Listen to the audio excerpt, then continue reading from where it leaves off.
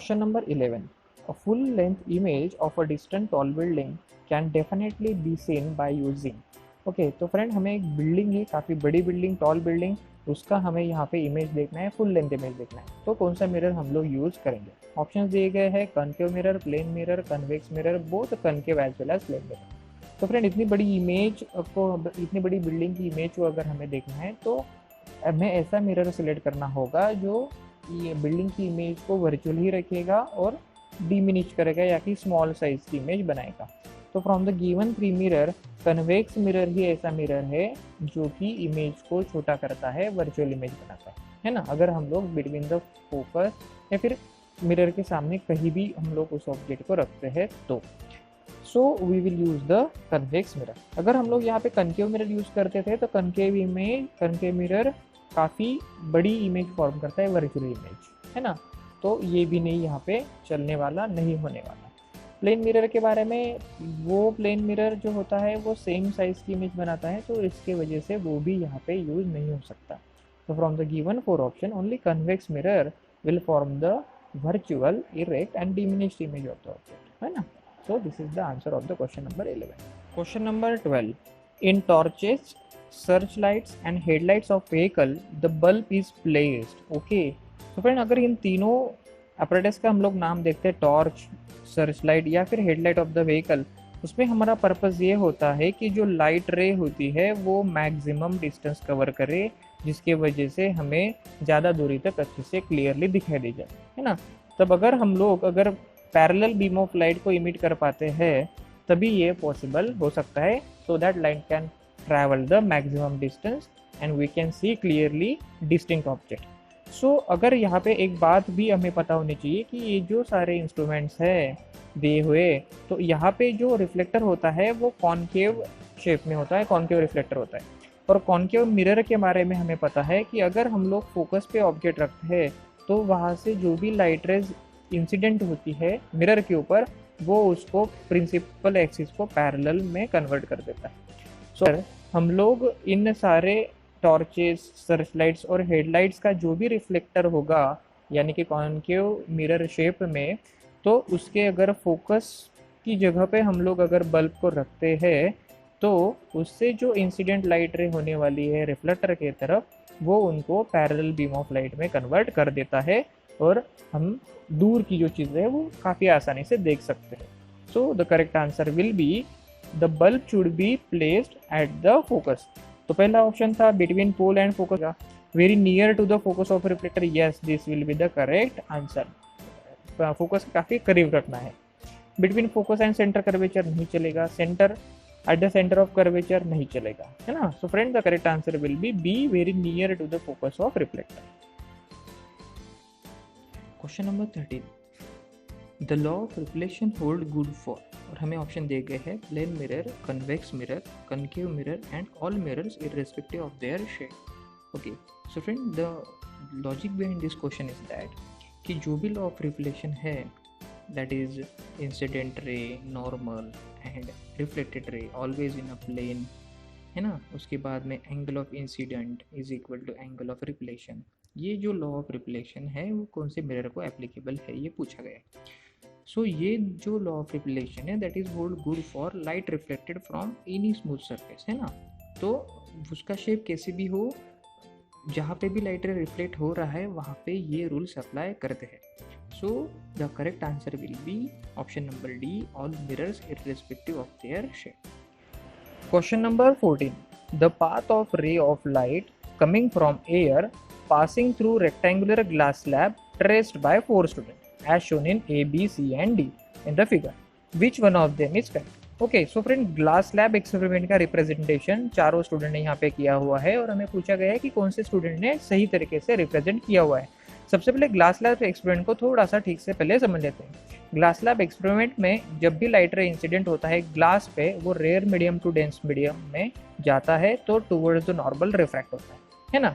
उसके बाद में जब ये लाइट रे ग्लास से एयर में जाने वाला है या फिर जाएगा, तो वो डेंस मीडियम से रेयर में जाते हैं तो ऑफकोर्स वो away from the normal refract होता है। उसके बाद में हम लोग अगर ठीक से देखते हैं तो ये जो इंसिडेंट रे होता है और ये जो इमर्ज आउट रे होता है वो एक दूसरे को पैरेलल होते हैं, है ना। सिर्फ लैटरल डिस्प्लेसमेंट वहाँ पे होता है ग्लास लैब एक्सपेरिमेंट। तो चलिए देखते हैं स्टूडेंट का रिप्रेजेंटेशन। स्टूडेंट ए ने जो यहाँ पे रिप्रेजेंट किया हुआ है, यहाँ पे जब लाइट रे एंटर कर रहा है किसी भी प्रकार का रिफ्लेक्शन डिनोट नहीं किया है, शो नहीं किया है, तो this is the incorrect diagram. Student B ने जो यहाँ पे डायग्राम ड्रॉ की है, जब लाइट रे एंटर कर रहा है प्रॉपर रिफ्रैक्शन मेंशन किया गया है टुवर्ड्स द नॉर्मल, और जब ग्लास से आउट हो रहा है लाइट रे तब अवे फ्रॉम द नॉर्मल भी प्रॉपर रिफ्रैक्शन डिनोट किया गया है। तो स्टूडेंट बी की जो डायग्राम है वो करेक्ट है। उसके बाद में स्टूडेंट सी की डायग्राम को अगर हम लोग देखते हैं तो जब लाइट रे एंटर कर रहा है तो किसी भी प्रकार का रिफ्रैक्शन डिनोट नहीं किया हुआ है, स्ट्रेट वे में आ रहा है लाइट रे, तो this is incorrect representation. Student D की अगर बात करते हैं तो शुरू में जब लाइट रे एंटर कर रहा है ग्लास में प्रॉपर उसने यहाँ पे उसको ट्रेस आउट किया है, लेकिन जब आउट हो रहा है light ray from the glass to the air, then no refraction is represented by that student. So this is also incorrect diagram. So from the given four option, only the diagram B is the correct representation of glass lab experiment. So the correct answer will be diagram B. So diagram B हमें दिख रही है option number B में, so option number B is the correct answer. Question number 15.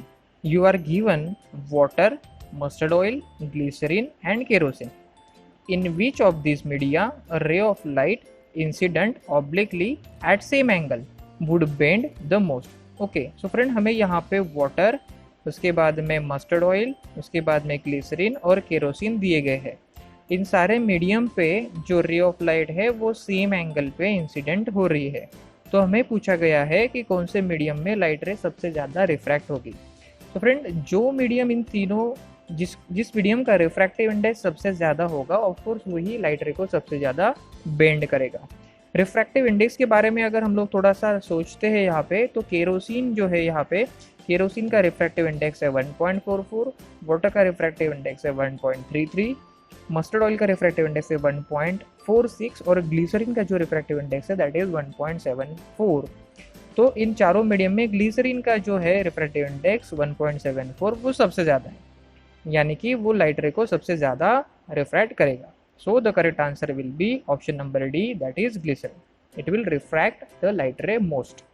Number 16 में हमें पूछा गया है which of the following ray diagram is correct for the ray of light incident on concave mirror as shown in figure. Okay, so friend इस figure में हमें ऐसा दिख रहा है कि जो इंसिडेंट लाइट रे है वो पैरेलल है प्रिंसिपल एक्सिस को, और हमें एक बात यहाँ पे पता होना चाहिए कि अगर कॉनकेव मिरर को पैरेलल लाइट रे अगर आता है तो आफ्टर रिफ्लेक्शन वो फोकस से लाइट रे पास होती है रिफ्लेक्टेड रे।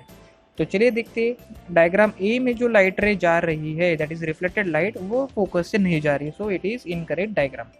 डायग्राम बी में हमें दिखाई दे रहा है कि जो लाइट रे है रिफ्लेक्टेड लाइट रे वो सेंटर ऑफ कर्वेचर से जा रही है, so this is also incorrect. Option number C में जो डायग्राम दिखाई दे रही है वो सेम रूट में रिफ्लेक्ट होते हुए दिखाई दे रही है, that is also incorrect. And option number D में हमें दिखाई दे रहा है कि लाइट रे जो कि है रिफ्लेक्टेड लाइट रे वो पास हो रही है फोकस से, सो this is the correct diagram. So diagram D is the correct. So diagram D correct दिख रहा है हमें ऑप्शन नंबर डी में, so it will be the correct option. Option number 17, which of the following ray diagram is correct for the ray of light incident on a lens shown in figure? Okay, so friend हमें यहाँ पे एक diagram नजर आ रही है और हमें उसका आफ्टर रिफ्रैक्शन करेक्ट डायग्राम यहाँ पे फाइंड आउट करना है। सो इस डायग्राम को अगर हम लोग ठीक से देखते हैं तो हमें एक बात नजर आती है कि जो इंसिडेंट रे है वो फोकस से एंटर कर रहा है, इंसिडेंट हो रहा है कन्वेक्स लेंस के ऊपर। और हमें एक बात पता होनी चाहिए, जब भी फोकस से लाइट रे एंटर करता है कन्वेक्स लेंस के ऊपर then after refraction it is parallel to the principal axis, है ना। तो चलिए देखते हैं ऑप्शंस। ऑप्शन नंबर ए में हमें दिखाई दे रहा है कि फोकस से लाइट रे एंटर कर रहा है और प्रिंसिपल एक्सिस को पैरेलल हो गया है, so it will be the correct answer. So option number A will be the correct answer. Question number 18, a child is standing in front of a magic mirror. She finds the image of her head bigger, the middle portion of her body of the same size and that of the legs smaller. The following is the order of combination for the magic mirror from the top. Okay, so एक काफ़ी interesting question regarding the application of reflection of light from spherical mirrors और plane mirrors यहाँ पे हमें दिया गया है। Friends सबसे पहले थोड़ा सा ना कंसेप्ट क्लियर कर लेते हैं। प्लेन मिरर से जो इमेज फॉर्म होती है वो सेम साइज की होती है। कनकेव मिरर में सॉरी कनकेव मिरर से जो हमें इमेज मिलने वाली है जब हम लोग बिटवीन पी एंड एफ रखते हैं ऑब्जेक्ट को, तब वो मिलने वाली है बिगर, है ना। और कन्वेक्स मिरर में, कन्वेक्स मिरर के सामने कहीं भी आप ऑब्जेक्ट रखो तो आपको मिलेगी जो इमेज वो होती है स्मॉलर साइज की, है ना। तो ये आपको पता होना चाहिए। सो इस कंडीशन में जो चाइल्ड है यहाँ पे, उसका जो हेड है वो बिगर है, यानी कि जो सबसे पहला पार्ट होगा वो होगा कनकेव मिरर, है ना। उसके बाद में मिडल पोर्शन सेम साइज का है, उसके बाद में फिर होगा प्लेन मिरर, और आखिरी में जो लेग पोर्शन है वो स्मॉलर दिखाई दे रहा है, मीन्स वहाँ पे सबसे आखिरी में होगा कन्वेक्स मिरर, है ना। तो ये होगी प्रॉपर सीक्वेंस, कनकेव, प्लेन और कन्वेक्स। तो देखते हैं ऑप्शंस, प्लेन कन्वेक्स कनकेव नहीं होगा, कन्वेक्स कनकेव प्लेन नहीं होगा, concave plane convex. So this will be the correct answer, option number C. Question number 19. In which of the following the image of an object placed at infinity will be highly diminished and point size? Okay, तो object को infinity पे रखा हुआ है और हमें image जो चाहिए वो पॉइंट साइज और हाईली डिमिनिश चाहिए। तो ऑप्शंस दिए गए हैं यहाँ पे, concave mirror only, convex mirror only, convex lens only, या फिर concave mirror, convex mirror, concave lens, convex lens. तो फ्रेंड आपको एक बात यहाँ पे पता होना चाहिए, जब भी ऑब्जेक्ट इन्फिनिटी पे होता है तब वहाँ से parallel beam of light incident होती है ना। तो उसके बाद में ये भी हम लोगों ने पढ़ा था, मिरर चाहे कनकेव हो या कन्वेक्स हो, या फिर लेंस चाहे कनकेव हो या कन्वेक्स हो, जब भी पैरेलल बीम ऑफ लाइट रे आती है, एक तो वो मिरर के फोकस पॉइंट में एक्चुअली इंटरसेक्ट हो जाती है पॉइंट में, या फिर it appears to be intersect at the focus point, है ना। तो फोकस पे मीट होती है, एक्चुअली मीट होती है, या फिर मीट होते हुए दिखाई देती है। सो the correct answer will B concave mirror, convex mirror, concave lens and convex lens.